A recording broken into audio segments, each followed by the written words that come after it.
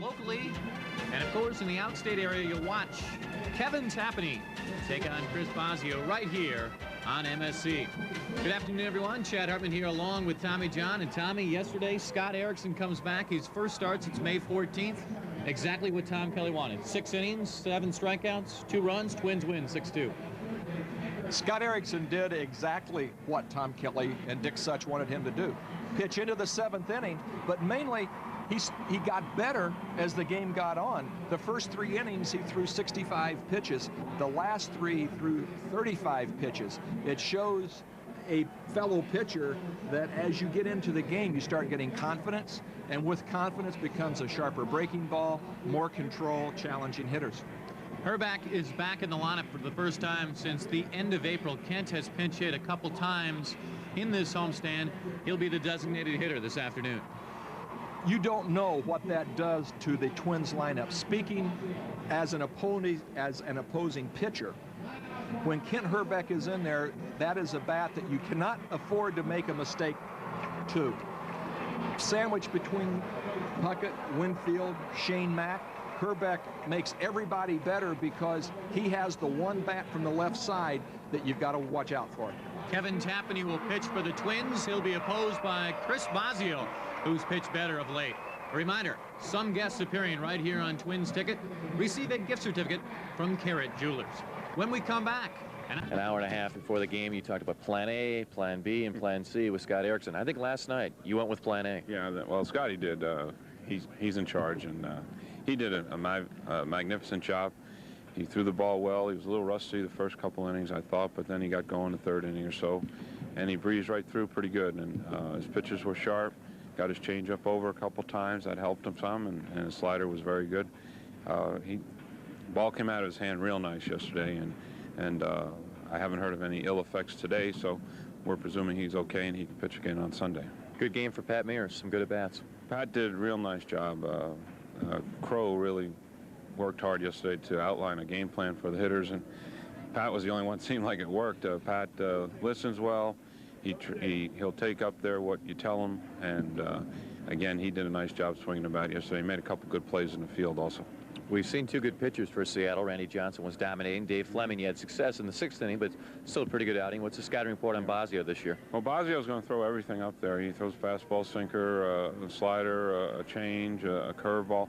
He throws everything. He changes his angle once in a while. Again, you got to make him get the ball up in the zone a little bit so you can take a good whack at it. Again, there's another guy that if we don't get him early, we're probably going to have a tough time.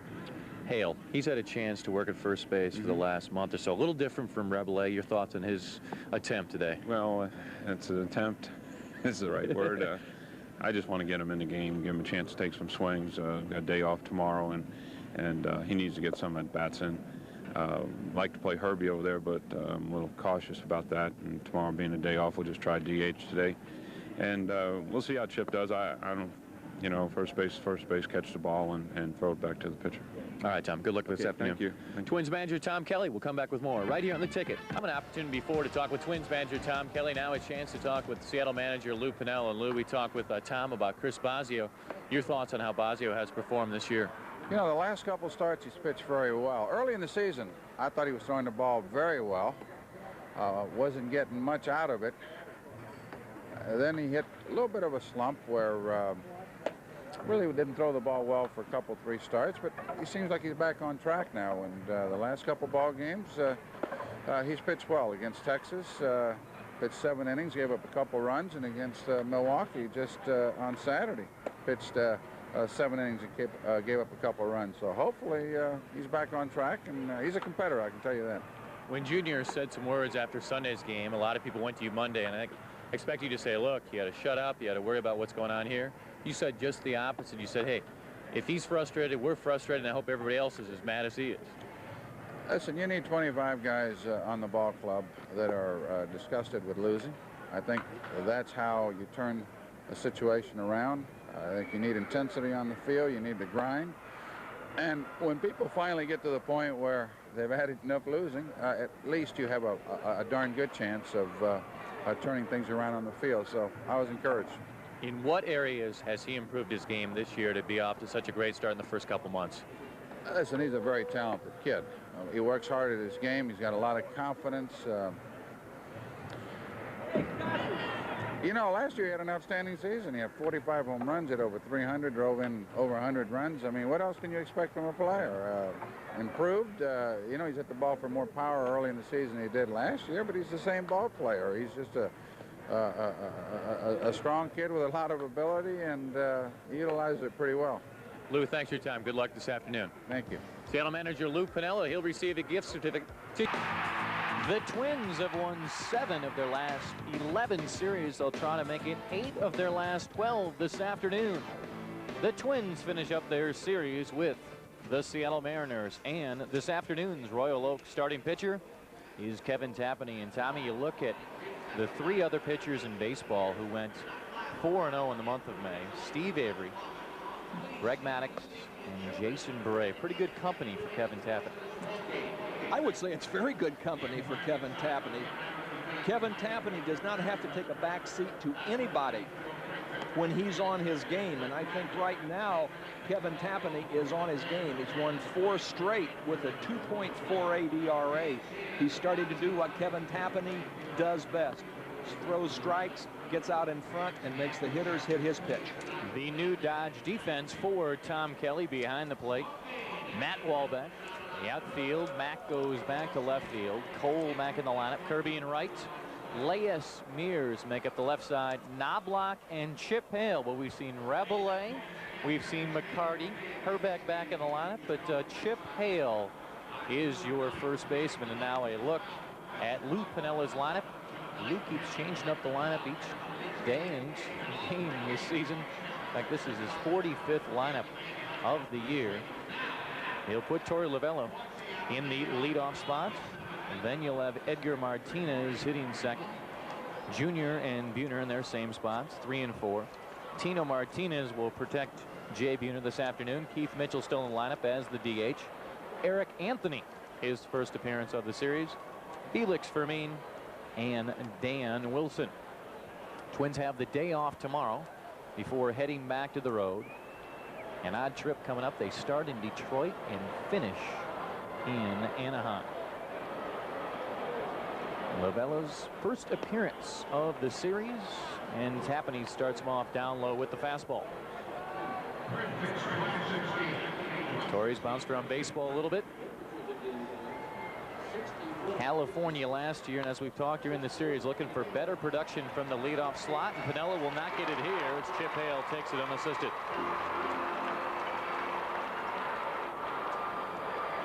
Chuck Merriweather behind the plate.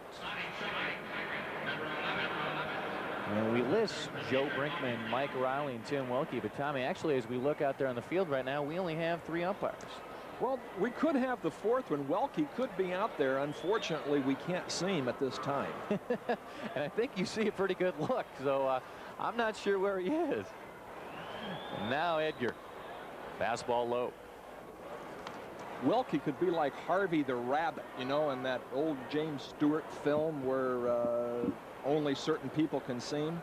Maybe the umpires are the only ones that can see Tim Welke today.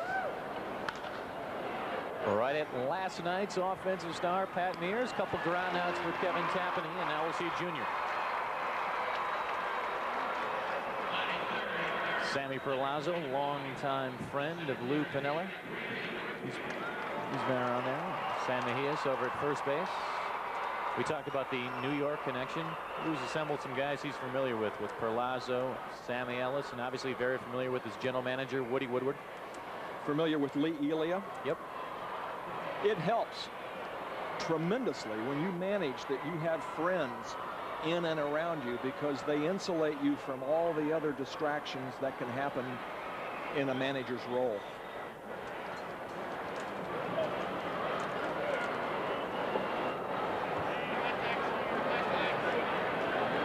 Problem there. I'm not sure if that was the frustration of Edgar Martinez, but that's why we had the delay. And there is Edgar. I don't think he's real pleased with his at-bat against Kevin Tapani. Ken Griffey came into yesterday's performance against Scott Erickson, hitting just below 500. A little different against Kevin Tapani. Popped up, and this will be a fast first inning. And they'll cruise over and make the play. And 1, 2, 3, and less than 10 pitches, and we go to the bottom of the first.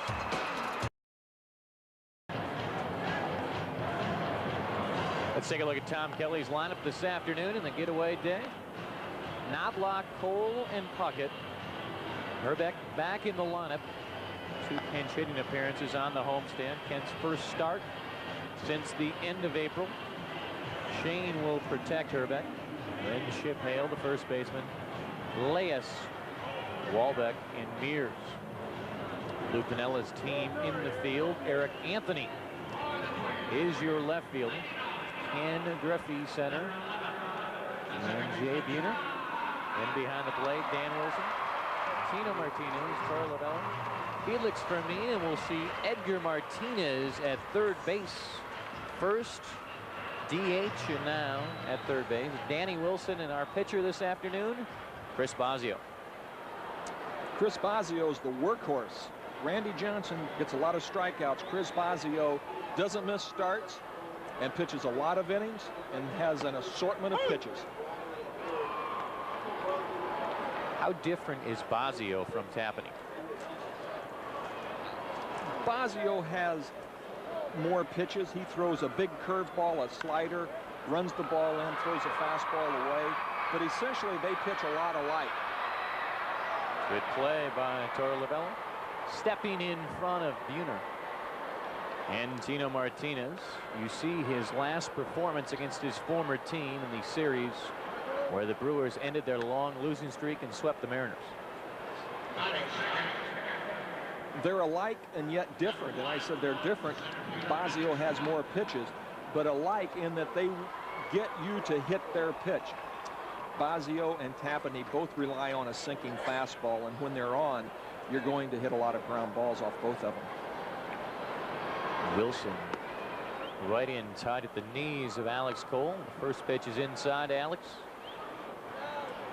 In center field this afternoon, sliding Shane Mack back over to left, and the man on deck in right, Kirby Puckett. Base hit number 1. Can Eric Anthony cut it off? He does.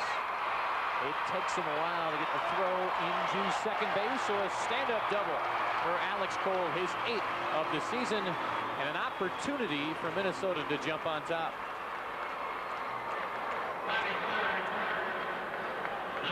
Bosio went inside with the slider and then tried to come back outside and got the ball outside. It was up, and Alex Cole just ripped it into left center field.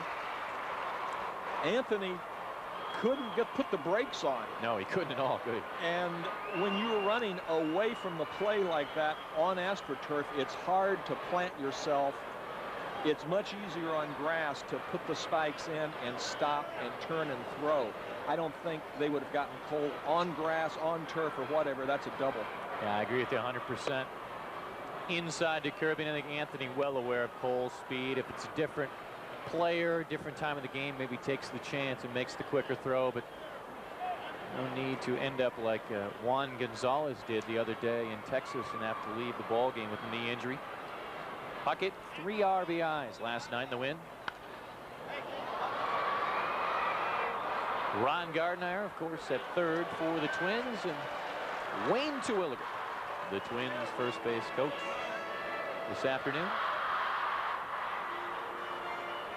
Bosio came over from the Brewers, signed as a free agent, the no-hitter last year, and broke his collarbone, came back, pitched well, and re-injured the collarbone in a fight with the Orioles at Camden Yards. Other than that injury, and those were not pitching injuries, those were on-field fracas injuries, Bosio seldom gets hurt, pitches a lot of innings, does not miss starts, and that's what you've got to have on a major league ball club. Anthony will make the play in left field, and Ken Herbeck will get a chance. Herbeck back in the starting lineup, and let's see how the fans respond to Kent back in the lineup.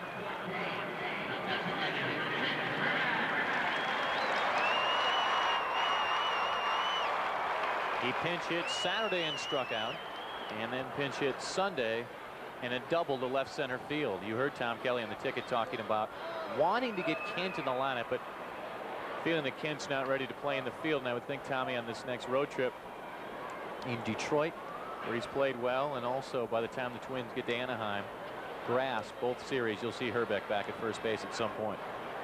If a left-handed hitter is breathing and has a body temperature of 98.6, you've got to want to play in Detroit's Tiger Stadium. Bosio lets Martinez make the play. The Twins waste a hit, and we're through.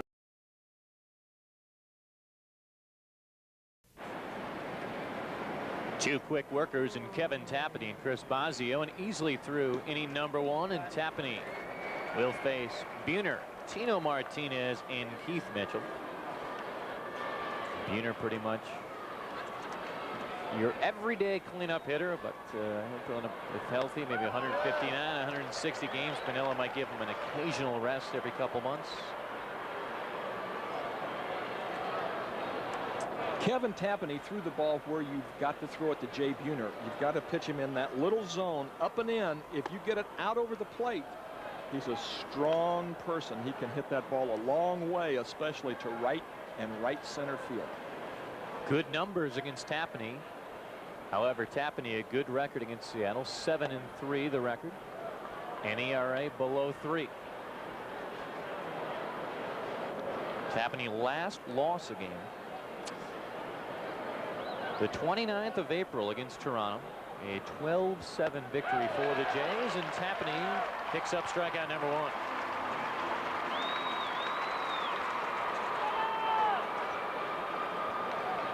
A lot of fastballs in that at bat against Buhner. Jay Buhner is a good off-speed hitter.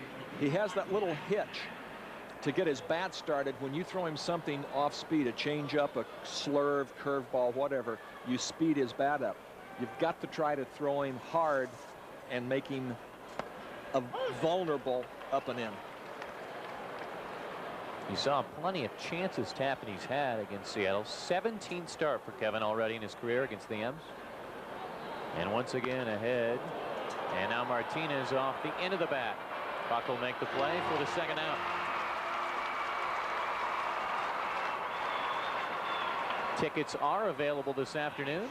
You are familiar with the phone numbers. Just another reminder, 33 Twins, 1-800-33 Twins. Don't forget, next weekend should be a good series. Frank Thomas, Robin Ventura, Wilson Alvarez, and the White Sox come to town. Wilson Alvarez will take on Jimmy Key.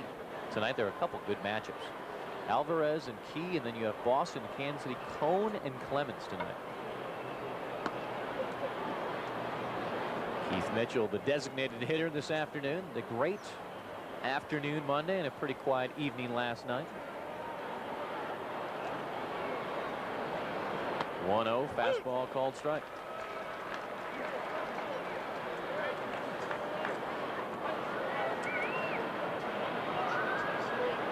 Eric Anthony on deck if Mitchell can keep it alive. Even at 1-1, here comes Tapani. Fastball down low, 2-1. Kevin did pitch the first game of this homestand, the victory over the Tigers 5-2, to finish up the month undefeated at 4-0. Just missed outside. Count goes 3-1. One of the things Kevin Tapani does that a lot of pitchers don't. Watch his head. He never takes his eyes off the batter. The pitchers nowadays, when you see them going to the windup, they'll look down or they'll look back, and they won't pick their head up until they start forward. He never takes his eyes off the catcher. I like that. I like that.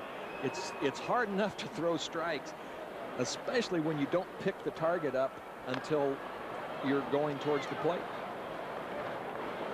I think everybody thinks of Fernando when he came up back. Tom Seaver did it. Yep. Randy Johnson. Most pitchers do it. Why they do it, I don't know. Louis Tion is one, but Louis didn't have his whole body connected. He was. Fastball to Cole. 1-2-3 in the first. 1-2-3 in the second. No score. Bosio to face Shane Mack, Chip Hale, and Scott Leyes in the bottom of the second inning. Alex Cole doubled with 1 out in the first. Puckett and Herbeck left him stranded. We'll see what Mack can do to begin the inning. Straight up, Wilson and Martinez in foul territory, and Edgar has it for the first out. New in 1994, Double Play Mondays allow groups of 25 or more to purchase upper deck seats at half price. The next Double Play Monday is June 27th versus the Kansas City Royals right here at the Dome at 7 o'clock. For tickets, 33 Twins, outstate 1-800-33-TWINS. Cone on the mound for Hal McRae's team. Kansas City, Cleveland, and Minnesota trying to catch the White Sox in the American League Central. Chip Hale getting the start at first base. A little different than Rebele, who had all his work a couple hours before the game, as that goes off the shin and right to Martinez. The good deflection. That's what Mike Richter needed last night for the Rangers in overtime against Vancouver. Little 1-5-3, and now the concern is Chris Bosio. Martinez and the Seattle trainer coming out to take a look. It almost looked, Chad, as if he kicked at the ball. See if he doesn't. He got his leg up. I don't know if he was trying to get his leg out of the way or if he was just trying to deflect it. I think he was trying to stop it. I've taken enough balls off my shins not trying to do that, and I'll tell you, you tried to deflect it. That ball hurts. That was hit pretty good by Chip Hale, and Lou Piniella out there. He cannot afford injuries to his pitching staff. We've talked about the bullpen being pretty effective. They cannot lose Chris Bosio, though. If there's any way he can stay in, he will stay in. That's what kind of a competitor Chris Bosio is. He's obviously in some pain. I'd be crying right now myself. Tears would be running down my cheeks.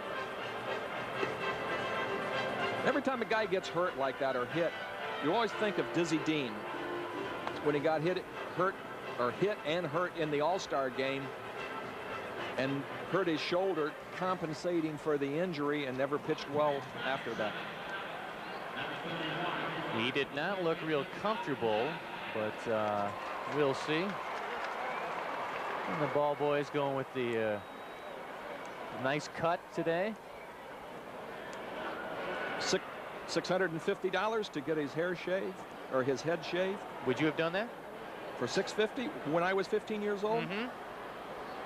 I may do it at 50. I'll tell you what. I'll tell you what. I'll put up the money right now. I'll put up $500 if you do it on camera. A lifetime supply of Titleist golf balls. You shave my head on camera. I've seen you play. The lifetime supply is more than $500, though. That's our concern. Almost hits Leas on the arm, and we'll have to see if Bosio does try to compensate for the baseball hit by Chip Hale right off his right shin, as he faces Scotty with 2 down in the bottom of the second. Just 1 hit. Cole's double with 1 out in the first. 3-0.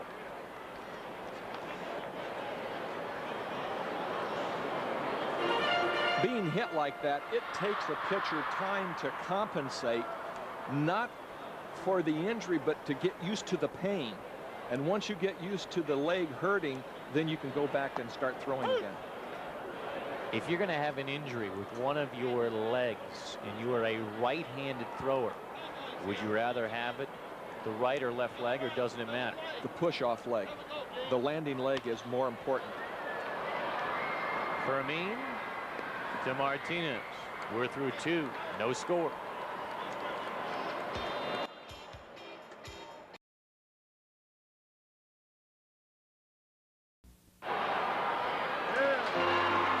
Anthony swinging at Kevin Tapani's first delivery. Don't forget, folks, this is the end of his 6-game homestand or road trip. Everybody wants to get out of here, and Anthony pops up to Shane on a fastball low in the strike zone. Boy, as a pitcher, you love to see hitters hack at that first pitch, especially when you have good command and good stuff that day. You can kind of tantalize them with the ball close to being a strike, and you get a lot of first, second pitches being popped up, even if it's a base hit. it doesn't tax your arm where you're throwing the 25, 30 pitches an inning. 0-1 by Tapani. Base hit number 1, and this should be extra base. So let's see what Kirby can do. It gets the good bounce. Fermin will turn, go to second. Kirby's throw just a little bit late, and Fermin just stays on the bag. Good play by Puckett in right field, becoming more familiar with the wall, the way it juts out there with some of the changes with the seats being added to the Metrodome this year. Felix Fermin, as we said last night, is like one of those big mosquitoes that just keeps pestering you, and you've got to throw him inside, and he just inside out of that ball, inside the line between Chip Hale and the line, and Kirby almost got him on the rebound. Watch him slide over the base with his hook foot, and then he grabs the base with his hand. If they could have tagged him a little harder, you could have knocked his hand off. Knoblauch, the runner goes to third. The throw is accurate. Did not touch the glove of Tapani. Kevin went for the baseball, but let it go by. Don't forget about our next telecast Friday on Channel 4. Cecil Fielder is back. He's played every game in their series against Baltimore. The next MSC game next Wednesday in Anaheim, 2:30 the ticket, 3 o'clock. Tim Salmon in company of the opposition. First chance for the Twins to see Marcel Latchman managing the Angels. Lovello grounded out to Chip Hale unassisted to begin the ball game. First runner to third base for either side. The stop by Walbeck moves the count to 1-1. For a player small in stature, Torey Lovello as a fly ball hitter, you would think that the Seattle hitting coaches, Lee Ely and Luke Piniella, would try to get him to get more slap, kind of like an Alex Cole, to hit the ball on the ground. He's not going to drive the ball out of the ballpark, but yet he is a fly ball hitter. The changeup way ahead by Lovello, and now Tapani in control. Kevin, 1 strikeout so far, yet to walk a man, trying to strand a runner at third. Off the end of the bat, right back into the screen. Once again, we are working with 3 umpires today. Tim Welke ill. So you have Mike Riley at third, Joe Brinkman at first, Chuck Merriweather behind the plate. Deerwood Merrill, initially a part of this group, went on to Baltimore. Once again, 1-2 pitch, about 6 inches outside, 2-2.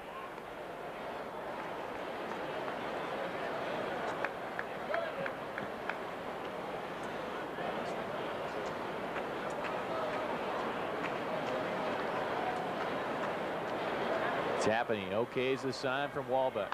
Fastball hit right side. Tapani will let it go foul.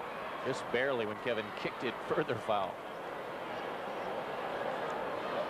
Look at the American League scoreboard and what's going to happen later on this evening. Toronto and Oakland 2-2. Texas and Milwaukee just underway, and later tonight here's the great matchup we alluded to before, one of 2 very good matchups. Trying to get a ball game in Cleveland. They had the rain. Here's the other matchup. Alvarez and Key. Mussina also going up against Tim Belcher. Pitched fairly well against Minnesota and against Kevin Tapani last Friday.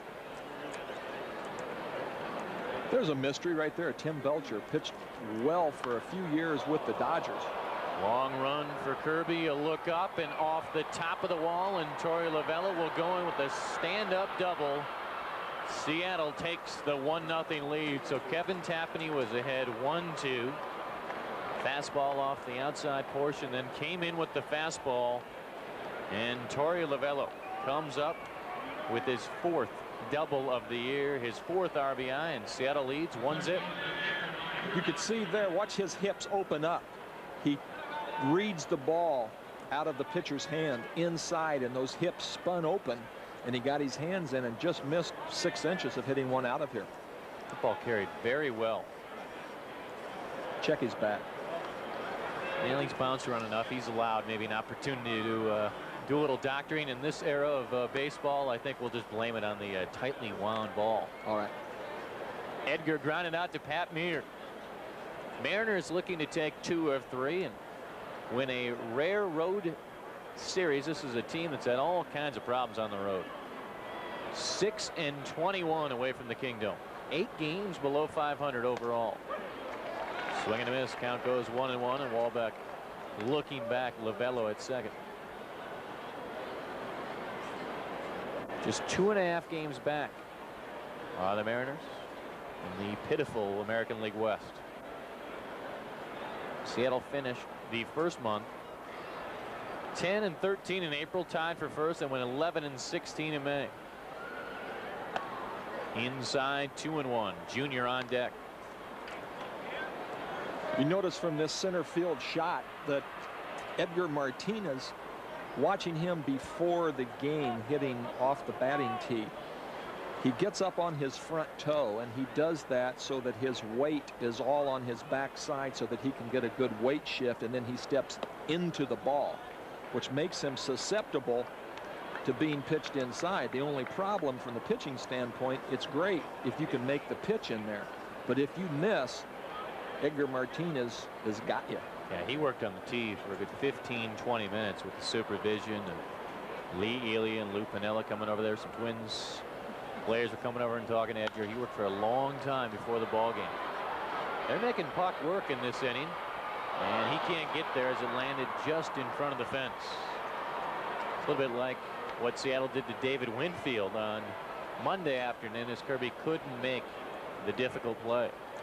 Kirby's coming hard, and if he keeps going, he catches the ball, but also Kirby Puckett probably will be out for a period of time because he catches the wall going full tilt.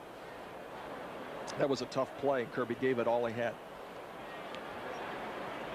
Puck this year, 48 of the 49 games so far. 3-2 pitch. Outside, runners at first and second, and the very dangerous Ken Griffey Jr., who has been extremely quiet in this series. First walk by Tapani. I'm surprised they didn't appeal. Joe Brickman started walking in as if he was anticipating an appeal call. If I'm pitching and the ball is that close and I've got Ken Griffey Jr. on deck, I try to make an appeal on that. You may get a favorable call from an umpire. Griffey flew out to Shane in left on the second look overhead. Did you think he went around? No, but you still can ask. All they can do is say no, he didn't. Lovello at second. Edgar Martinez at first, 0-1. And now Ken Griffey at 0-2. Look at the names. Look at these 5 names. Junior with 22.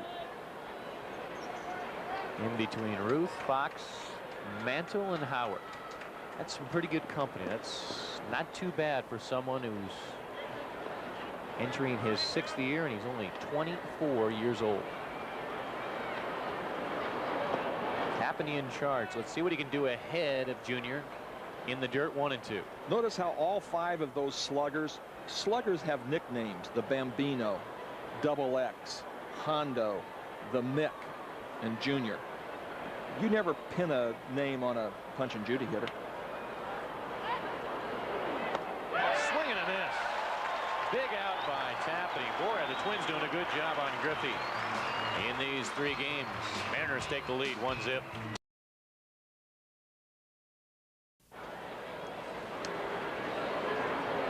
Let's see what Chris Bosio can do with the lead. The Mariners score 1 in the top half, and they'll face the lower portion of the order. And then Chuck Knoblauch, Wahlbeck in Mears before Knoblauch gets his second chance. Bosio behind, 1-0 to Matt. Golfed out to left field. Anthony playing very shallow. 2 pitches and 1 out. So far, Bosio, after taking the hard hit ball off the right shin, and Chip Hale brought it right back up the middle, has done the job. He showed some discomfort early in a couple of the warm-up pitches and then couldn't find the strike zone against Leas, but now he looks like he's settled down. I'm sure they put the cold pack on him and taped that up and put some compression. Martinez will hope it goes foul, and it doesn't. Just inside the chalk. Pat Mears, 3 hits last night, and now trying to get on base. A rare bunt for Minnesota, and with 1 down, Minnesota's 2nd hit of the afternoon. Pat Mears concealed that right to the last instant, and Edgar Martinez had no chance to throw him out, and he did the only thing that he could, hope that it rolled foul. That's one of the things you have in dome stadiums or AstroTurf fields. The old parks used to have the diamonds tilted one way or the other according to the way that the home club fielded, and turf parks are just flat. A bullet this time past Martinez. A long run for Anthony. Gardenhire will make the decision. He'll send Mears. Pat Mears going home. He'll score the run. Another double for Knoblauch. Number 24 on the year. His 26th RBI, and the Twins quickly tied up at 1.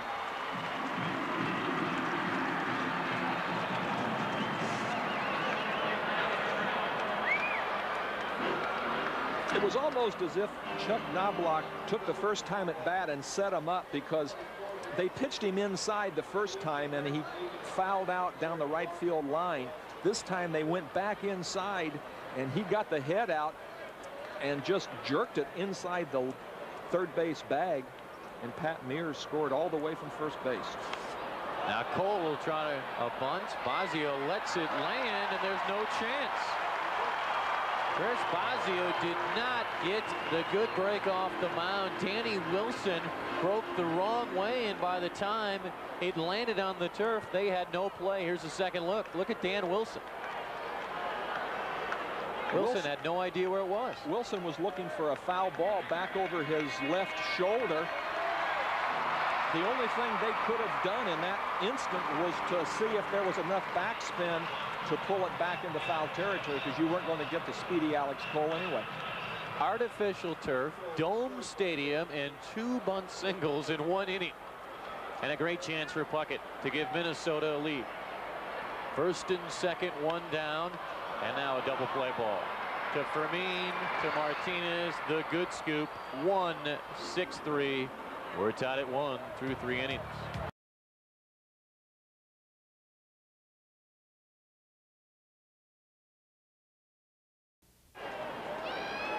The 4th inning this afternoon is the snapper mow 'em down inning.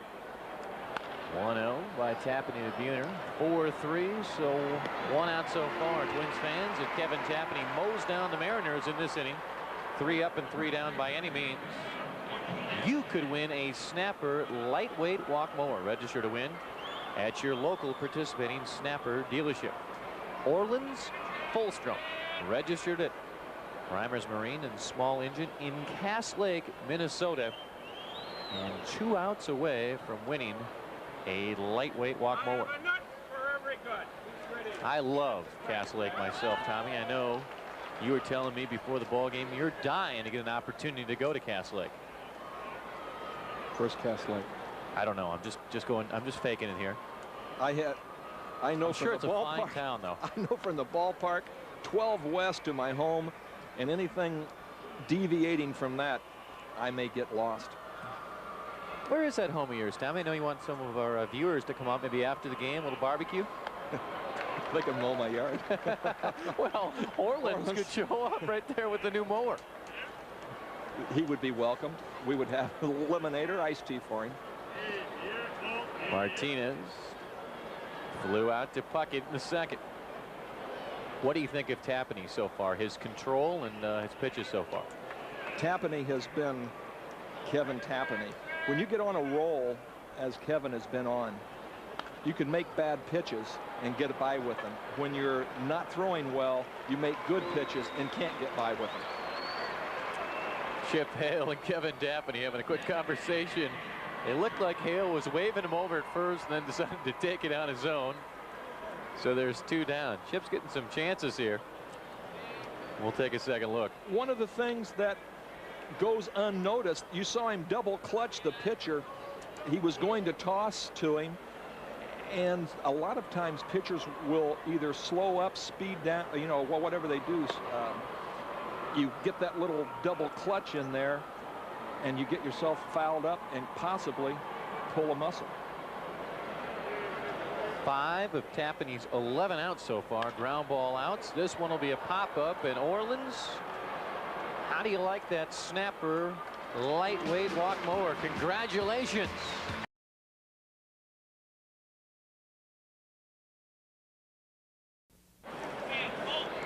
We told you, folks, they're going to work quick. Herbeck's at 2-0 already. Here's Bosio behind the count. Kent did not mean to. Off the end of the bat, 2-1. Herbeck grounded out unassisted to Tino Martinez. Kent just 2 at-bats in the month of May.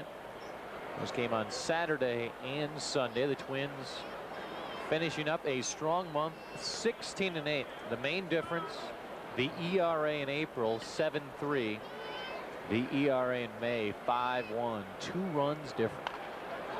Once again, right side, and once again, it's Tino Martinez by himself. Folks, there are 20 group discount days for this season, when select seats are reduced to $1 for groups of 25 or more.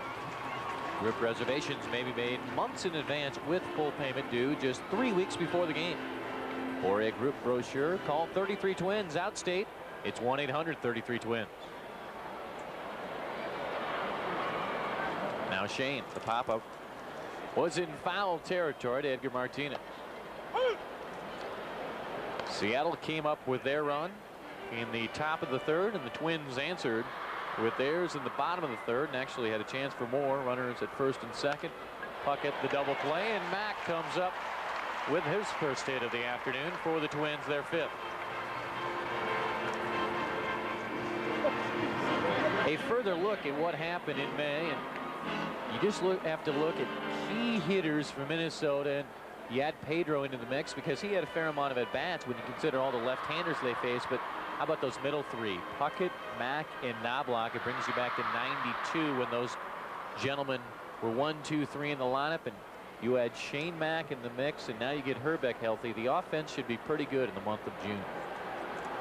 When the offense gets healthy, it really helps the pitching in that the pitchers feel that they don't have to be as...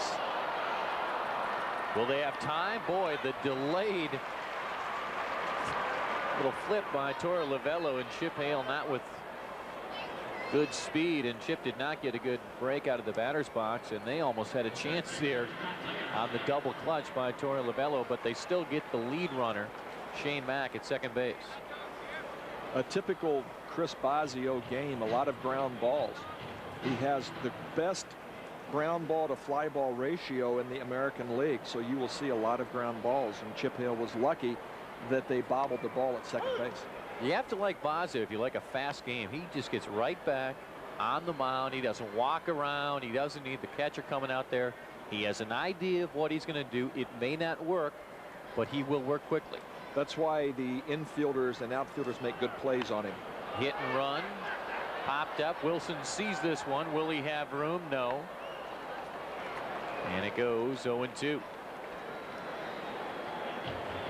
This day in baseball brought to you by Champion Auto Stores and Crown Auto Service Center.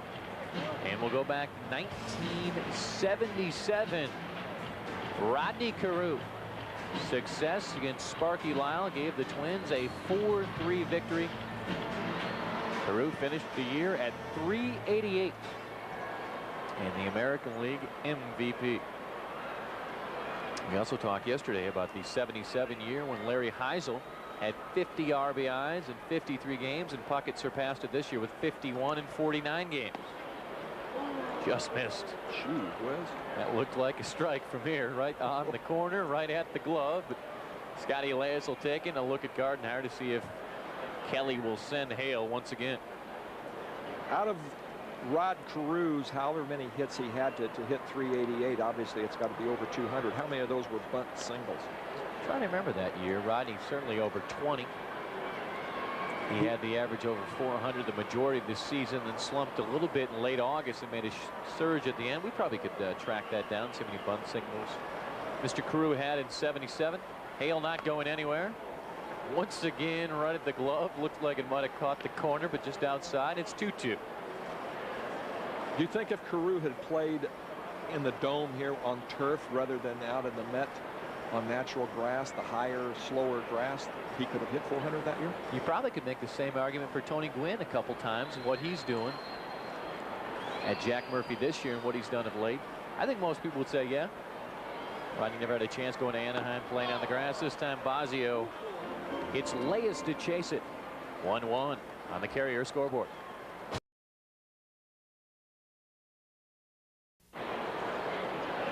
Twins looking to win game number 26, tied at 1. And Tapani will face hitters 7, 8, 9. Anthony, Fermin, and Wilson. Eric Anthony flew out to Shane Mack to lead off the third inning. This time he'll try Chuck Knoblauch, and Eric Anthony now 0 for 2. It's Heartland Chevy Geo Dealers Autograph Ball Day, Sunday, June 12th, when the Twins take on the White Sox. The first 15,000 fans, 16 and under, will receive a stamped autograph baseball courtesy of your Heartland Chevy Geo Dealers. Tickets are available. 33 Twins, 1-800-33-TWINS to see Frank Thomas, Robin Ventura, Julio Franco, and the White Sox. Fermin scored the only run of the ball game for Seattle. Doubled down the line and scored on the double off the baggie by Torey Lovullo in the third inning. And he's now 2 for 2. So the strong start for Felix Fermin continues for the Mariners, their third hit of the afternoon.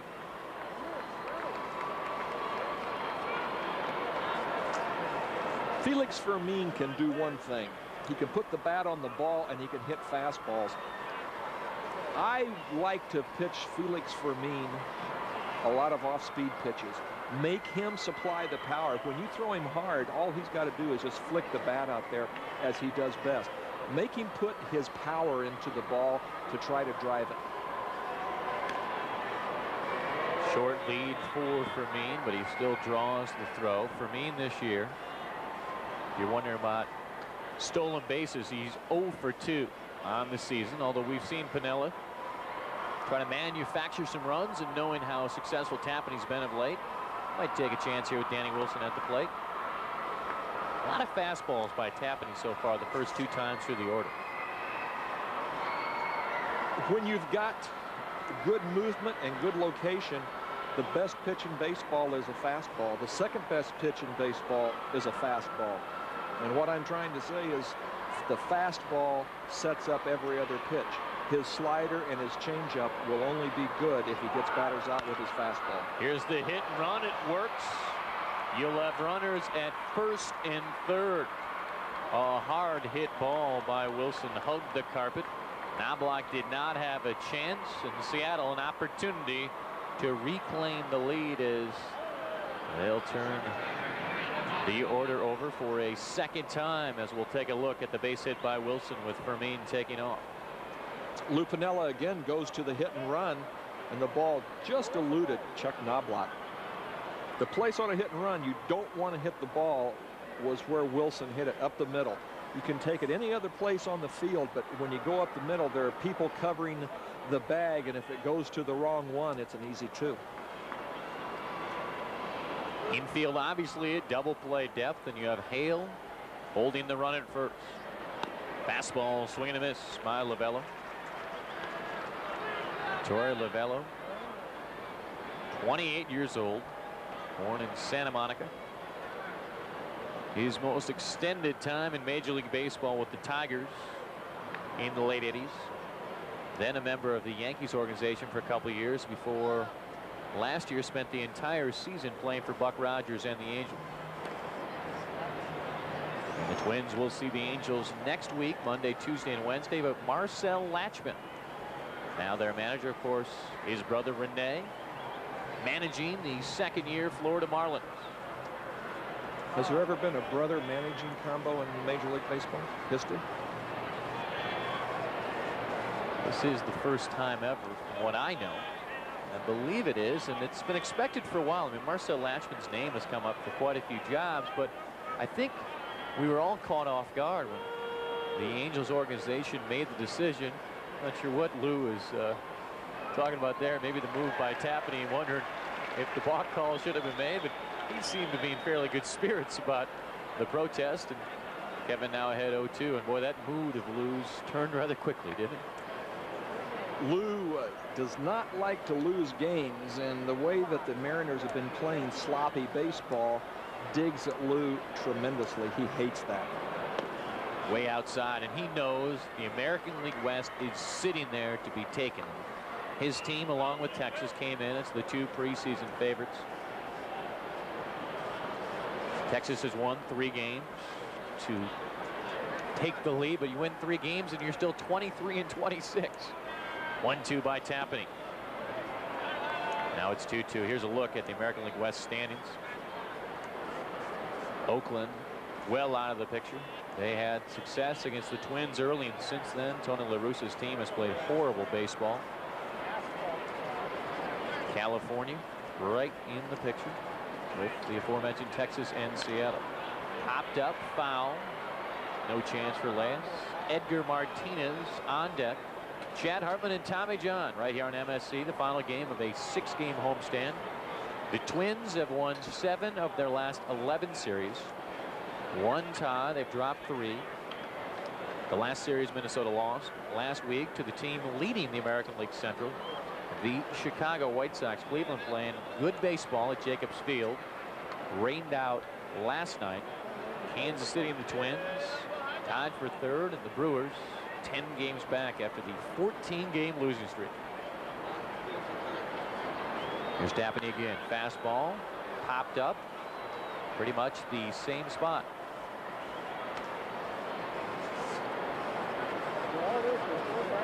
You would expect Minnesota to have success against the West and problems against the East, but the pitching has been very strong against the better teams and not very effective against the West.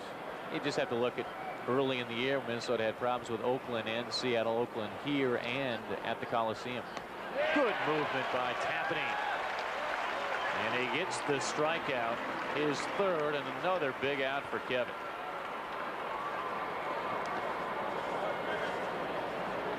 Kevin Tapani ran the count 2-2. A lot of fastballs. That was a fork ball or a split fingered. That was perfect. You could see the lack of rotation. Ball diving down and away. Torey Lovullo was geared in on the fastball, and like I said, the fastball sets every other pitch up. No matter how fast you throw or how slow you throw, you still must get batters out with the fastball. Edgar Martinez in this ball game 0 for 1. The walk in his last at bat in the 3rd inning. In that particular inning, runners at 1st and 2nd, 2 down, and Tapani struck out Griffey. Fastball in on the hands. Tapani ahead 0-1. The infield obviously can slide back to conventional position. Minnesota will take that. We've seen Martinez's success in dome stadiums, whether it's here or at the King Dome, or success he's had in Toronto. And Tom Kelly and Dick Such hoping that Kevin Tapani can work his way out of another jam with this game tied at 1. His changeup is somewhere. Whew. I don't know what Chuck Merriweather's strike zone is, but I'll tell you, Bosio is throwing 2 pitches that were really close. That slider, the ball was never out of the strike zone. Was never out of the strike zone. And I don't know. He definitely has a tight strike zone today. Fastball hit foul, and now it's 1-2. So Tapani, an opportunity to work his way out of a jam. A 1-2-3, 1st and 2nd. Then a run in the 1st. Excuse me, then a run in the 3rd, and then another 1-2-3, 4th before problems here in the 5th inning. Similar outings so far for Bosio and Tapani. A look at first, the delivery home. Fastball hit at Alex Cole. Has it measured. Minnesota works out of the jam. Tied at 1. on the Ericssons. More four-store scoreboard.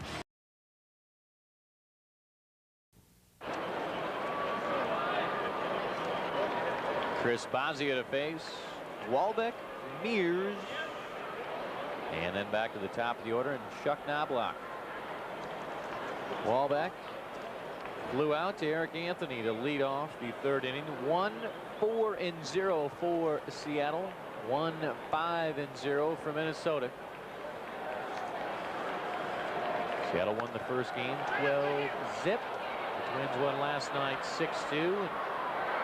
And Wilson throws the mask and he squeezes it for the first out of the fifth inning. A look at tonight's National League schedule on the Northland Ford scoreboard. This is the only afternoon game, actually. Tough year for Mike Morgan. Supposed to be the ace of the staff, an 0-6. Tom Troublehorn said the other day he considers Willie Banks the ace of the staff now. Maddox looking for number 9, and the Braves looking to sweep the Giants. Tewksbury a second opportunity to win 9. He was ripped by San Diego last Friday. Mears bunted for a hit, and he has it locked in right now. He had 3 hits last night. He's 2 for 2 this afternoon.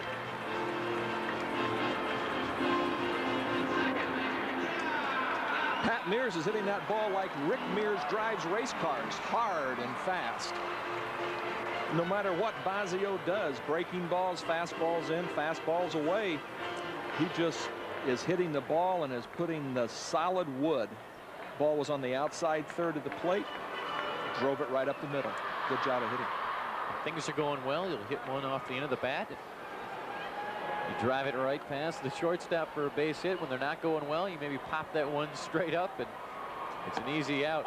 Bosio, the slider called strike. It's Knoblauch. Bosio's finally happy he's getting the call right there on the corner, which, as Tommy pointed out, in the top half with Tapani in the last inning, Chuck Merriweather was not giving to either pitcher. Chuck doubled in Minnesota's only run. Mears in the third inning. Chuck's 24th double, tying him with Larry Walker for the lead in all of baseball. Knoblauch leads the American League.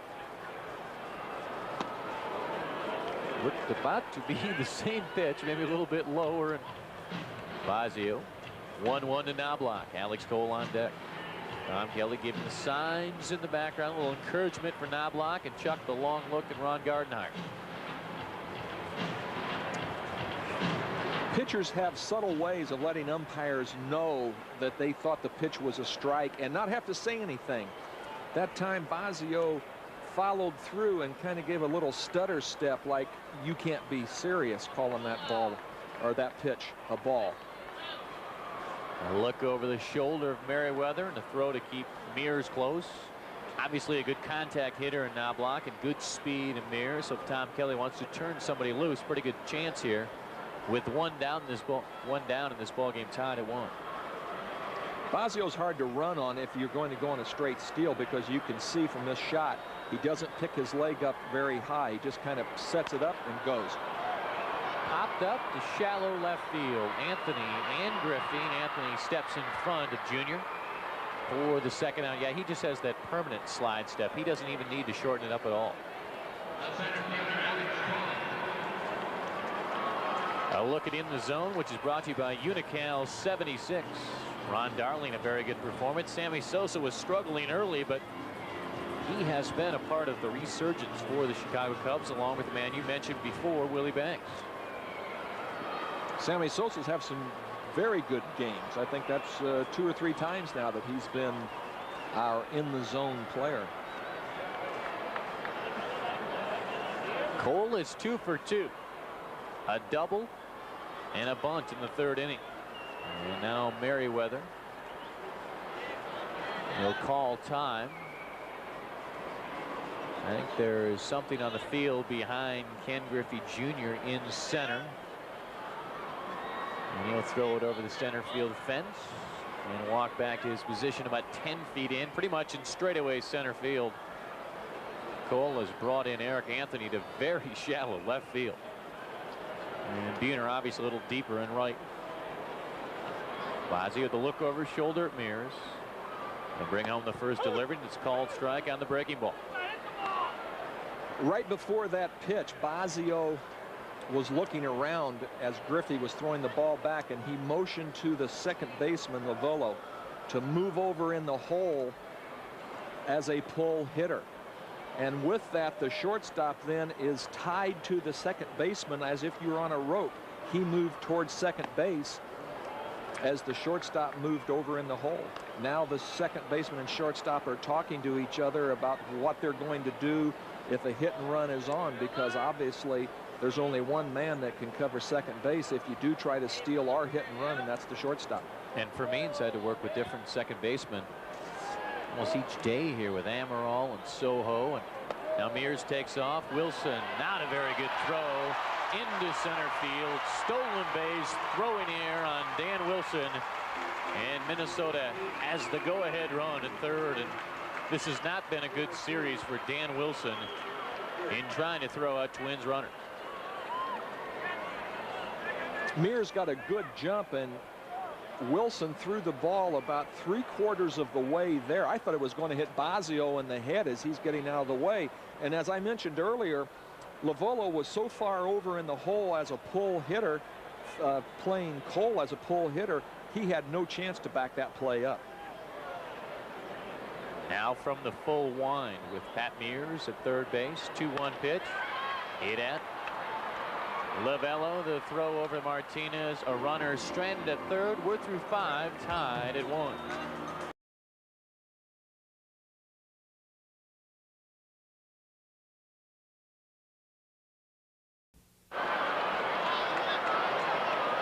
Ken Griffey Jr., no problem for this team, except for Scotty Elias just having to worry about the mound.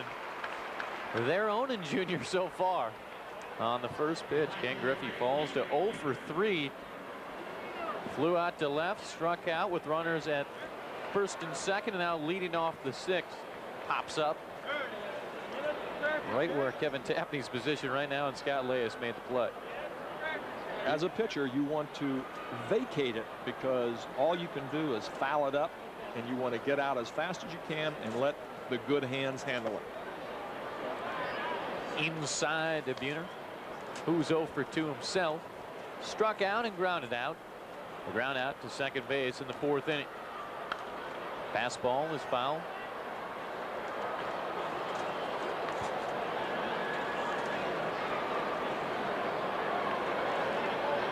What exactly is Jay Buhner doing here, Tommy, in your years of baseball? I know you've seen this at the zoo on occasion, but have you seen it before in baseball? I thought he may be auditioning for the lead role in the exhibit at the Seattle zoo.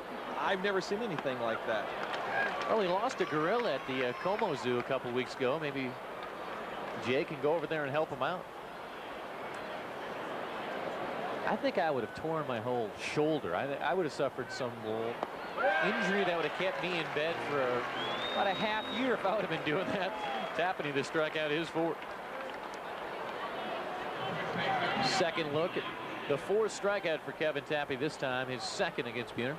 Tapani wants to be careful and not throw Buhner a banana ball. Yes, thank you. We're all waiting for the reference there.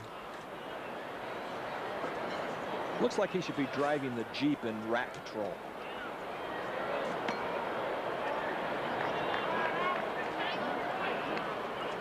Or maybe appearing with Seagal in one of his movies. That's right. 1-0 to Martinez. Pass Chip Hale. Base hit. Number 5 for the Mariners, and with 2 down. Mariners one more opportunity. Do not forget, the operators are available right now. The White Sox coming to town next week, Thursday, Friday, Saturday, Sunday. 33 Twins. 1-800-33-TWINS. Probably a very good chance to see Jack McDowell, Jason Beret, Wilson Alvarez. Alex Fernandez hit hard last night by the Yankees. The way the Yankees are playing, a lot of pitchers get hit hard right now because their offense is in high gear. Gets by Wallback off his glove to second base, and in scoring position is Tino Martinez. So Seattle a chance to take the lead here in the top of the 6th. Looked like Matt got his glove crossed up. He didn't know if he wanted to go down and catch it. He tried to backhand it and just missed the ball. I believe that's the first pass ball of the season against Matt Walbeck. We'll check on it. In the dirt, the better stop. That pitch right there was almost in the same location, but you saw him get his glove over with the palm facing the pitcher. The time on the pass ball, he went down backwards. See him go down and try to receive the ball. I just think he just got his glove caught up. A lot of times that happens to major league ball players. Fastball behind the count is on the corner. 2-1. Mitchell to big day Monday. Chance to give Seattle the lead. Keith Mitchell, last couple of years in Richmond, member of the '91 National League champion Atlanta Braves. His season ended right here in this stadium. End of the bat towards the Mariners dugout. 2-2. Looks like Keith Mitchell has one swing in one area, hard, and if you throw it someplace between mid-thigh to mid-belt line, he's going to hit it hard on the inside half of the plate. If you can keep the ball off speed, breaking someplace up, down, whatever, he doesn't have as good of swings and to put the bat on the ball. Swing and a miss. Another run left in scoring position. Strikeout number 5. It's still 1-1 on the Sherwin-Williams scoreboard.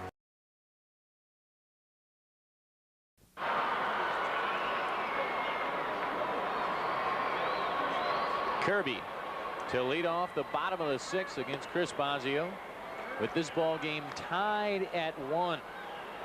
Puck so far in the afternoon 0 for 2. Now you see the sign, you think this has a chance, but we'll show you where the sign is located, and you can forget about any ball going up there. There it is, just out of your picture, and then we'll zoom in. You have no chance in that territory. That's about 600 feet away.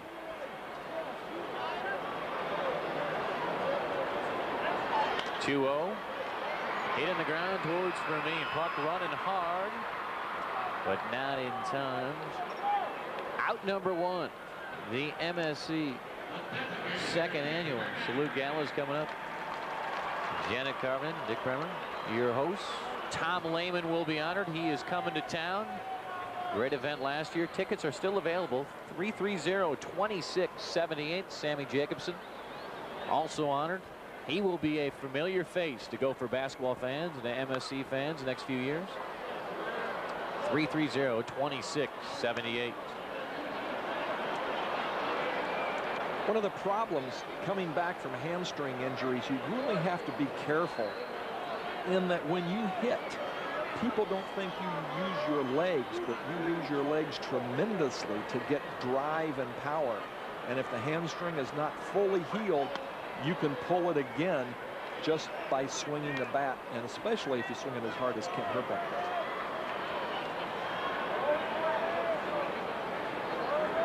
Herbeck facing Bosio many times during his Brewer days. Faced him a few times last year. Bosio a 5-4 career record against the Twins. Came over, troubled by the collarbone injury a couple times last year, but still a pretty productive year. In fact, finished up the second half 6-5, an ERA just above 3. Swing and a miss. Count now even at 2-2. Bosio left the Brewers after Phil Garner's first year. Sal Bando as a general manager. The Brewers had a great season 2 years ago. Terrible year last season. They were off to the pretty good start until everything unraveled with the 14-game losing streak. In the dirt. Herbeck still with the very good eye. Now it's full at 3-2. They take a look on the scoreboard here today. It does not look like Bosio has walked a man so far. And he struck out one man. That was Scott Leyes to end the 4th inning. 3-2 comes home. And once again, one of those swings where Herbeck didn't mean to. That's the second or third time it's happened today. And this is a Ken Herbeck who's not as sharp as he will be 2 weeks from now. And Certainly not where he was in the middle April when he was off to a pretty good start. I don't care how much batting practice you take. I don't care what you do. There is no substitute for game conditions. That's why you have spring training. That's where guys like to go down and hit in games when it counts. You just must do it. And it's something that Hrbek's got to go through. There is the first walk of the afternoon. Kent will trot on down to first base. The Marquette Banks Youth Baseball Clinic may be traveling near you. The 3-hour clinic is free of charge and open to kids ages 6 to 16. Watch for the clinic in New Ulm on Friday, June 3rd, or right here at the Dome on Saturday, June 4th. For further information, 33 Twins outstate 1-800-33-TWINS, the Marquette Banks Youth Baseball Clinic coming up. 6 hits for Minnesota, 5 for Seattle. The Mariners with the only error. Hrbek going absolutely nowhere at first. Martinez still holding him though and giving Shane an opportunity if he wants to go the opposite way. I'm surprised, knowing that Hrbek can't run and he's got bad leg, why Martinez is holding him on. I'd be halfway back to give yourself a better chance to field a ground ball if Shane Mack hits it that way. Position yourself behind him, and when the pitch comes home, slide back so you keep Hrbek at least honest, but don't give Shane Mack any more of an opportunity. I agree with you 100%, Tommy. There's no chance Hrbek's going anywhere. Tom Kelly wants him in the lineup. He wants him in the field as soon as he can. He's not going to take a chance here on a hit and run.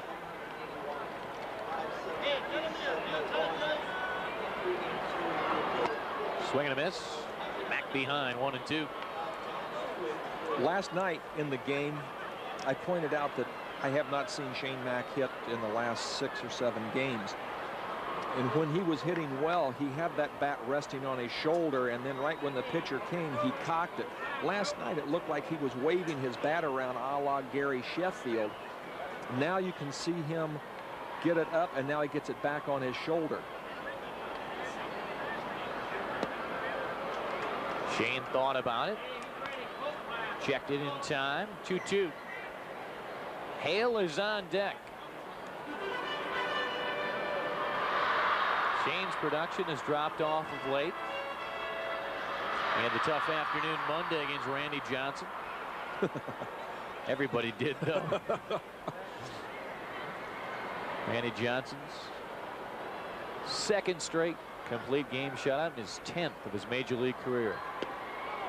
Once again, Mack took a long look at a sharp breaker in the dirt, and now it's full at 3-2.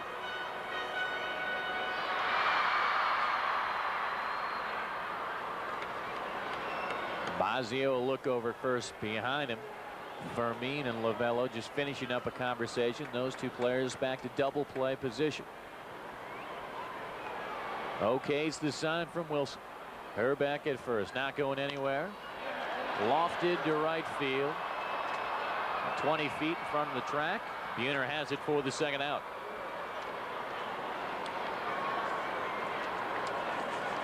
Jim Deshaies worked on the side during the ball game last night. He'll face Gullickson, who shut the Twins down on national television. Pat Mahomes will face John Doherty. He is a very good young pitcher, and Carlos Pulido and Mike Moore on Sunday.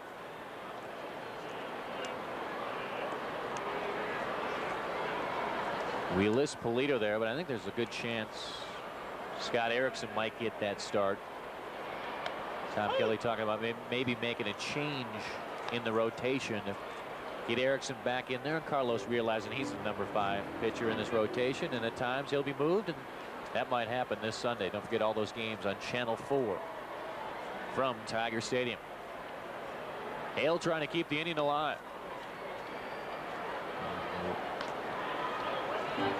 Chad, one of the things you do with a young pitcher who is your 5th starter, he's the expendable one. You don't want to push Scott Erickson back with 5 days rest. You want him to get as many chances as he can. If it pushes Carlos Pulido back to a Tuesday, you push him back to a Tuesday and give Scott Erickson his regular turn. Well outside, 1-2, and now Martinez has finally slid behind Herbeck. I'm not sure why he didn't do it before, because he's just ducking behind Kent, trying to keep him close. And then once Bosio comes home, he slides back about 10 to 15 feet. Bosio waiting a little bit longer, and Hale calls time. And just to continue our conversation on Pulido and Erickson, Erickson pitched well. Pulido did not. If it was reversed and Tom felt like he wanted to rest Erickson a little bit more, maybe then he waits a little bit. But hey, Erickson pitched well. He's a mainstay. He's in the top 3 with Tapani and Mahomes, the way they've pitched in this just completed month of May. There's no reason not to get him out there on his regular turn. You want your horses out there as often as you can. That's why I'm a believer in a 4-man staff, 3 days rest. You want your best pitchers out as often as possible. Behind is Hale. Kept it alive, 1-2. Erickson and Tapani expected to lead the staff last year. They did not do it. This year they have finally done that in the month of May. The struggle in April, and you see a 7-1 record. And don't forget about Pat Mahomes. He did not lose a start until the nationally televised game Sunday against the Tigers. It is not the big 3 of 91, but a very good month for Tapani, Erickson, and Mahomes. In the dirt, Wilson keeps it in front of him. Now they have to find out what Jim Deshaies can bring him, and also if Carlos Pulido is the number 5 starter, and maybe an opportunity to Salt Lake City Mike Trombley in the rotation down there, but he has not pitched real well so far. I think the fans will talk about LaTroy Hawkins and what he's doing down in Nashville, but it's a little too soon for Andy McPhail and Terry Ryan to consider that move. Terry Ryan has said that if he continues to pitch well, the possibility does exist that LaTroy would get an opportunity in September. And if you would have asked Andy McPhail or Jerry Bell about that possibility a couple months ago, they would have laughed you off. But Hawkins is the star of the Twins minor league system right now. Here comes Bosio again, 2-2. Staying alive is Chip. McPhail, Ryan, and Mike Radcliffe very busy tomorrow. The '94 draft begins. The Twins with the number 8 selection, and most people believe the Twins will take a position player, maybe protect themselves with an infielder. Todd Walker's names come up. Now you might say, hey, what do the Twins need a second baseman for with Knoblauch? Well, let's not forget the negotiations between the Players Association and management. A lot of talk about maybe moving free agency down to 4 years, and if that happens, Chuck Knoblauch's a free agent right after this year. You know, there's a question as to, do you draft the best player available or do you draft a need? When I was with the Dodgers, I used to talk to Ben Wade, the head of the scouting department, and ask him that, and he said they drafted the best player that they thought was available, unless there was somebody out there that they needed a catcher, and there was a super catcher that was a year or 2 away, then they would go after him. One year the Dodgers had great pitching, but they drafted in their first 5 or 6 rounds, drafted almost all pitchers with great arms. Torrey Hunter and Jason Varitek, the Twins' #1 picks last year. Of course, Varitek did not sign, and because of that, the Twins will have a sandwich pick. Slow hopper to the second baseman, Lovello. Out at first is Chip. We're tied at 1 through 6 on the home Oaken Leather scoreboard.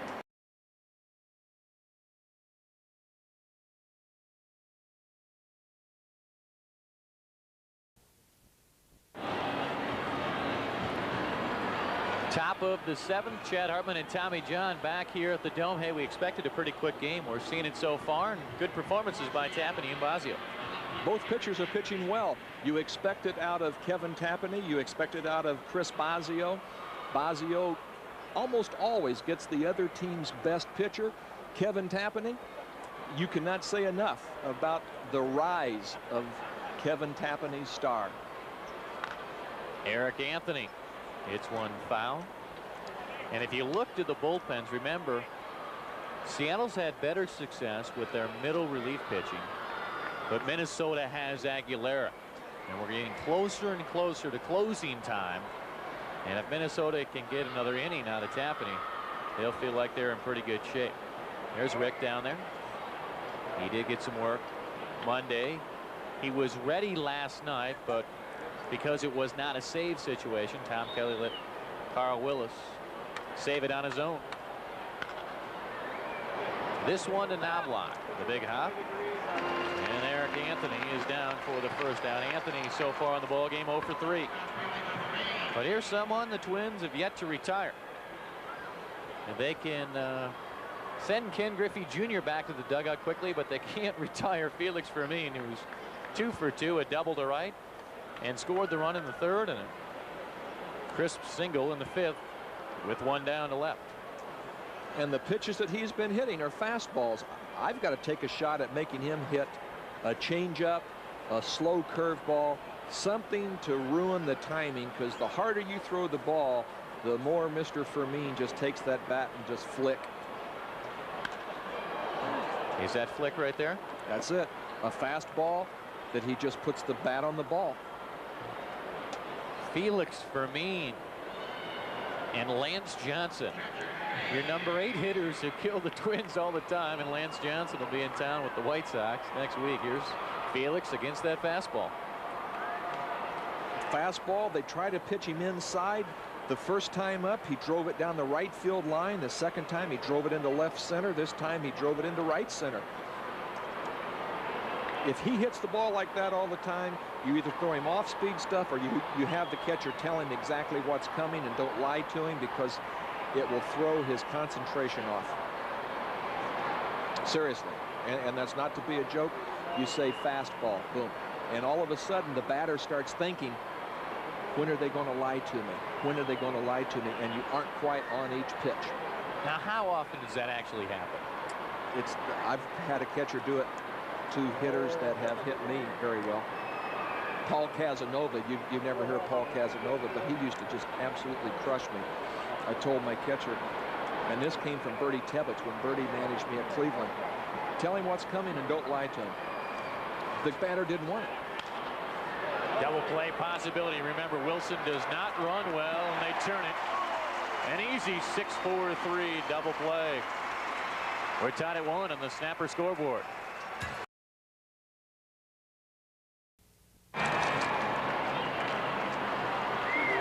Let's see which team will break the tie first. 1-1. Good starting performances by Bosio and Tapani. 1-6, and then the difference, 1 error for Seattle, no errors for Minnesota. Leyes, Wahlbeck, and Mears, with Larry Cassian up in the Twins bullpen.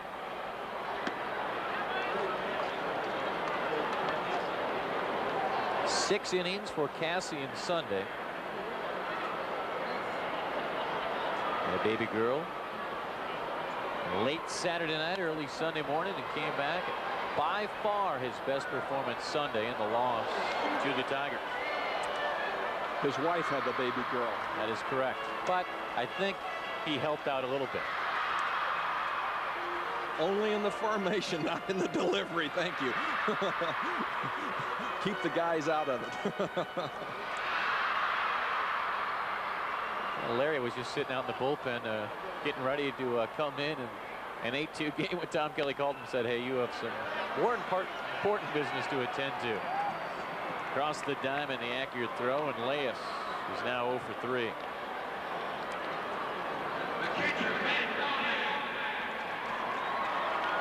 Tom Kelly looking down at the bullpen. A little trivia here. We'll tie in with the draft.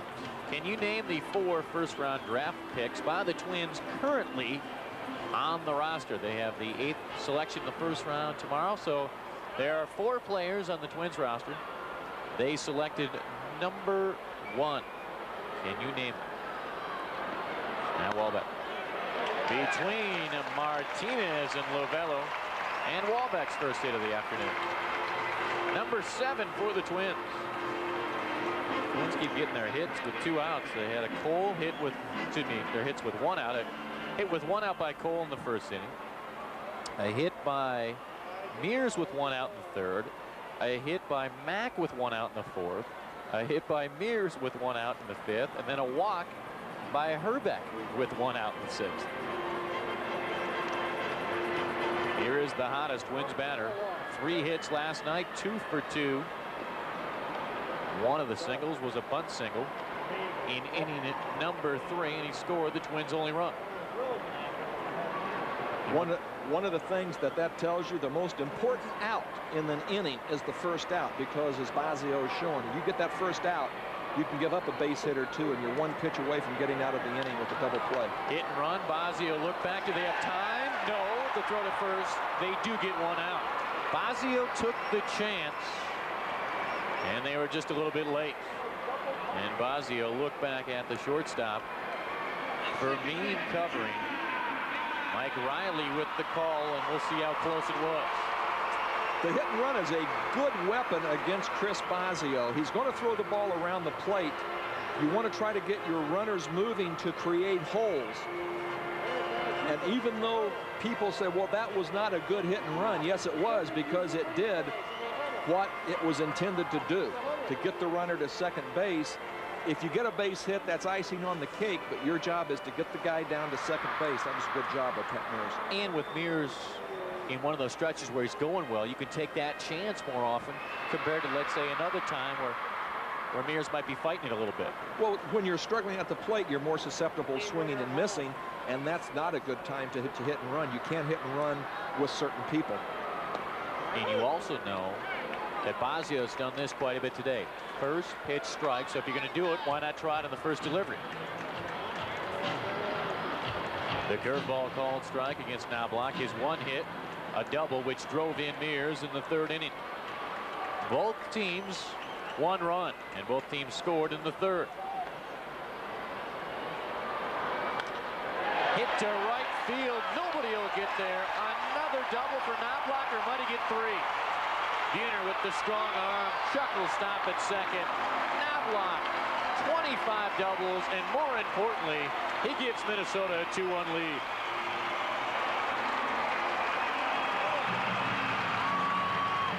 You can't say enough for a first-round draft choice of the pick, or of the Twins, Chuck Knoblauch. Everything he does is right. He takes a ball inside and pulls it to left field. He'll shoot a ball outside to right field. He's just a very aggressive hitter. I was talking to Lou Piniella about him. I said, Lou, you would love this guy. He plays every day. He gets his uniform dirty, and he plays the way that you like to, hard. The 6th ball game this year, Knoblauch has recorded 2 doubles. Just guided that one to right field on the breaking ball, and he's done the job. So a good job by the top of the order for Minnesota, while Lou Piniella looks for some quality production at the top of his order. No problem for Tom Kelly today, and really no problem all season. Once he locked in Knoblauch at number 1 and Cole right behind him. Lavello, the brilliant play, but he knows Cole's speed, so he just holds on to it and takes a look and keeps Knoblauch close at 3rd. But that definitely saved run number 3, which would have given Minnesota a 2-run lead. That picks a pitcher up tremendously. You hit a ground ball, a sure base hit, and you knock it down and keep it on the infield. That's what a lot of the infielders say. Keep it on the infield. Keep it on the infield. It gives your man out there on the hill a chance to escape with little or no damage. Kirby was just out on deck, so he took a little bit more time than he normally does getting to the batter's box. Ayala up in Piniella's bullpen. And runners at the corner. Right back at Bosio for the 2nd time. A hard hit ball by Puckett, but right back at Bosio once again. Twins take the lead on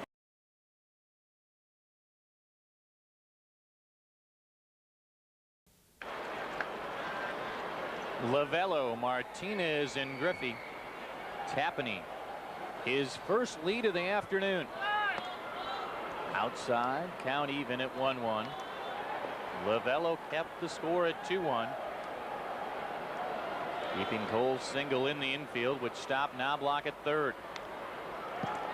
Lavello one hit today, and it was an RBI double which just missed, leaving the park to right field, and it scored Felix Fermin in the third. Now Cassian was up before. He sat down now. Remember, Griffey is the third hitter in the inning. Just missed. I would think if you would see one of the first two hitters get on base, you would see Cassian probably jump back up and get ready to face Ken Griffey Jr. Swing and a miss. Strikeout number 6 for Kevin Tapani.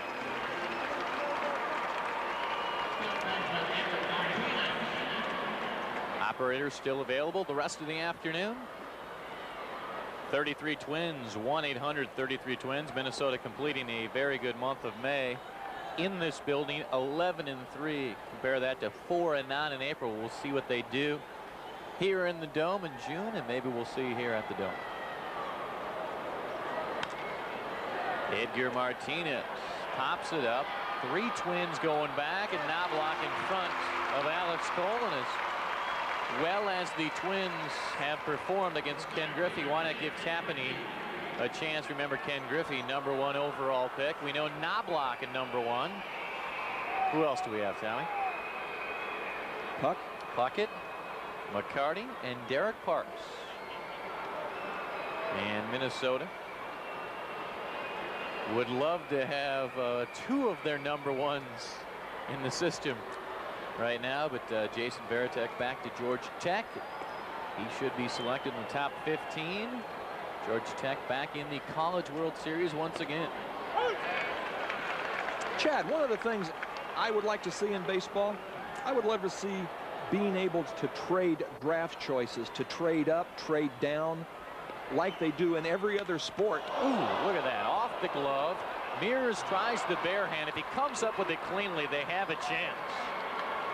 But he did not. And Kevin Tapani making sure he is okay. The glove just up in front of the face in time. As Griffey said, enough is enough. This is ridiculous. I came in here with 22 homers and 45 RBIs, and I can't get a hit. Watch this bullet right back at Tapani. You don't know how fortunate Kevin Tapani was right there. Ball out over the plate. For some reason, when you throw a ball out over the plate, you kind of get the feeling that a hitter like a Canseco or a Griffey, if you're Tapani throwing to a left-handed hitter, you kind of get the feeling that they're going to hit the ball back at you. He was fortunate. They say great reflexes, but that's just fortunate right there, people. Buehner straight back in the screen. Griffey, a stolen base Monday, so he has 4. Little different situation with Griffey at first, and then the conversation we had a couple innings ago when Herbeck was there, and we were wondering why Martinez was holding him. Obviously, Hale has to keep Griffey close and prevent the tying run from moving into scoring position at second base. Hale is almost illegal. His left foot is on the foul line, and one of the rules in baseball is you can't have that foot in foul territory because only the catcher can be in foul territory in a game. You can't station anybody else. All the other players have to be within the confines of the foul line. And a first baseman, see his left foot is right there. That's as far back as his left foot can go. Buehner will strike out. He's done it quite a few times in this series. Today, twice. And he's gone over 100 strikeouts a number of times in his major league career. Tapani has stranded 5 runners so far. Griffey, his biggest lead on what would have been the 1-2 pitch, but then Tapani sends him back. Tino Martinez on deck. Minnesota, their first lead with the 1 run in the bottom of the 7th. Griffey takes off 1-2. Fastball high. Walbeck's throw not in. Yes, they get him. Just getting ready to say not in time, but the tag on the helmet. A big throw by Matt Walbeck. It's a 2-1 lead on the Sherwin-Williams scoreboard. Big throw by Matt Walbeck as the Twins throw out Griffey to end the top of the 8th inning, and now Bosio will face Hrbek, Mack, and Hale. Pretty good day this afternoon at the plate by Chuck Knoblauch, and now the best play in the field of the afternoon. The tag, and on a second look, it looked like Griffey was just out by a fraction. It looked on the replay as if he were out inside of 6 inches because they tag him right on the arm as you saw him sliding with his hands up. But you can't say enough superlatives about Matt Walbeck and Derek Parks, what they have done back of the plate. What they do with their bat is icing on the cake. What they do with calling the pitches, blocking the balls, and throwing runners out, it's awesome. So different from what Brian Harper brought to this team. The great production, one of the best 2-strike hitters in baseball, but the well-documented concern about Brian's throwing ability, throwing out runners, keeping balls in front of him. Pitchers really never came out publicly and talked about it, but there were a number of pitchers who let people know behind the scenes their concerns.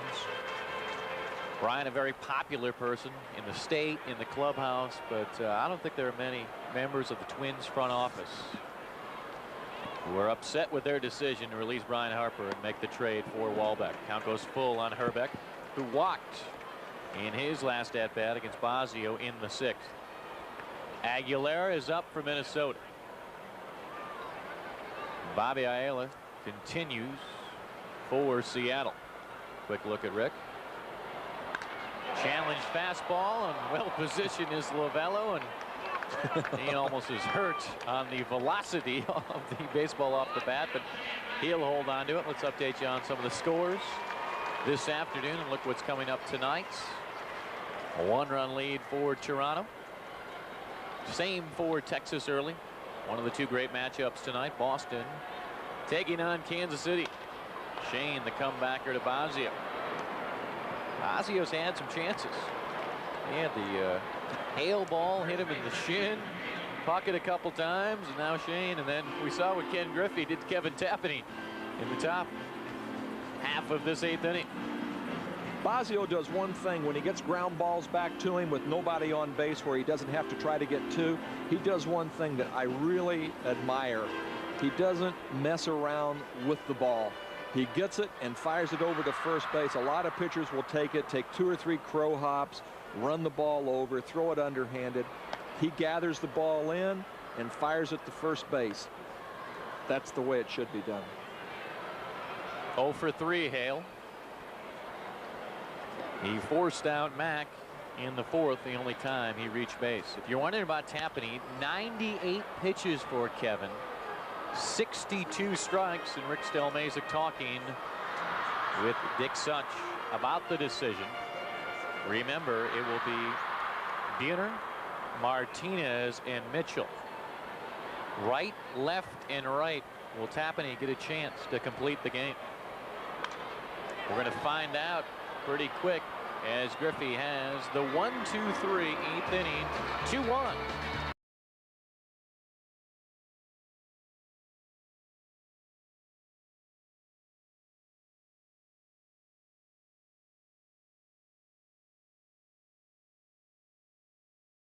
Aguilera. Irv will get a chance to see here in the 9th inning.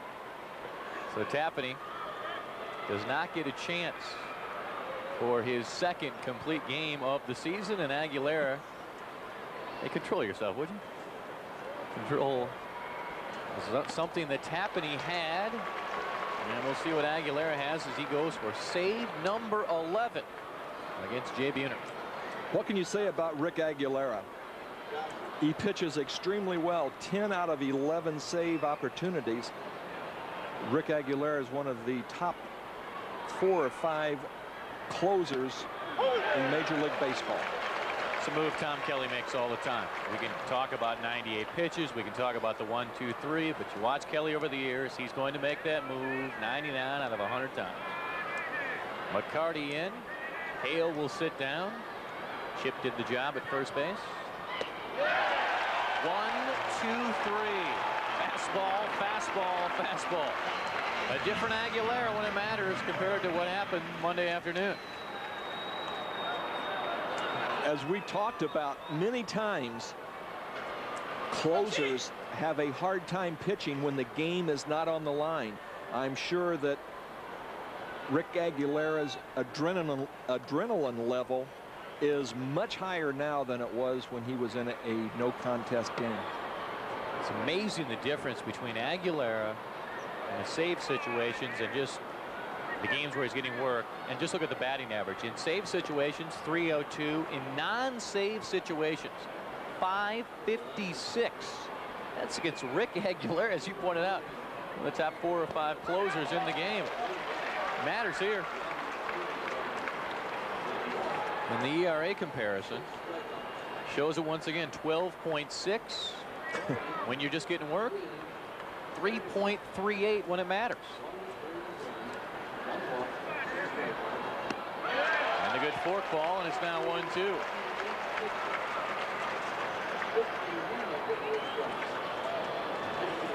Chad, the game of baseball has changed so much. In the days gone by, your best arms used to be your starters. Now so many times the best arms on the team are the closers, the guys that can come in and throw the ball 95 or 6 miles an hour. They're the closers, and you don't see a lot of the hard throwers. Yeah, you see a Randy Johnson every now and then, but the Aguileras and the Lee Smiths, those guys are just essential to a contending or championship team. Fastball, right at Knoblauch. Stays down on it, the low crouch, and we're 1 out away from seeing Minnesota finish up a 4-2 homestand. And now you're seeing more and more of the college pitchers come out who have been relievers their entire college career. Darren Dreifert comes to mind, and the success he's already having with the Dodgers. That's why I think a lot of time baseball is missing some quality starters, because guys are channeled into relievers in college. Mitchell today 0 for 3. Anthony on deck is 0 for 3. The Twins just don't want to face Felix Fermin. They can't get him out this afternoon. He's 3 for 3. If needed, Rich Gossage is up in Pinella's bullpen. Gee whiz. Breaking ball down low. 2-0. Or at least ruled down low by Chuck Merriweather. Goose is ready. Chuck Merriweather's had a very inconsistent strike zone. Some pitches are, he called one on Herbeck that looked much lower than that, a strike. Challenge fastball, 2-1. You've talked about the zone you've seen with Mitchell. That one was about 4 inches inside of where Mitchell wants it. He wants it up a little bit, and that outer half set a low and on the knees. Mitchell has that one swing where he buggy whips the bat. He gets that bat high and he cocks it and he gets it going. And if you throw the ball in that zone, he'll hit it a long way. If you throw it out of that zone or slower speed than what he's anticipating, he has a hard time. 3-1. Aguilera, perfect. 11 of 11 in save opportunities against Seattle in his career. The only missed opportunity for Rick this year, mid-April, the 19th against Cleveland. 3-1. Fastball coming. Base hit in the spot Tommy talked about. But thigh high, outer half, and the tying run is at first base, and Mitchell has good speed. And now it's Eric Anthony, who has good power as a left-handed hitter. Take a look. Right down the heart of the plate. You can see it from the overhead. It split the middle of the plate, thigh high, and is right where he was swinging. Eric Anthony hit some of the longest home runs in Astrodome history. A small man, a small of stature, can hit the ball a very, very long way. Now Mitchell has decent speed, but I think Lou Piniella might make a change and go to somebody with very good speed. He will. Richie Amaral will come out. So if you have somebody with good speed, that's okay. But if you have somebody with great speed, you might as well use him. And Amaral does. Second baseman, left fielder, DH is Amaral. And he'll go to first. You're exactly right about Anthony. His home run prowess shown in the Astrodome. Not going to matter here, though. Take your pick. Alex Cole has it, and Aguilera is 11 of 12. Tapani's won 5 straight, and the Twins win number 26. Tom Kelly congratulating his team.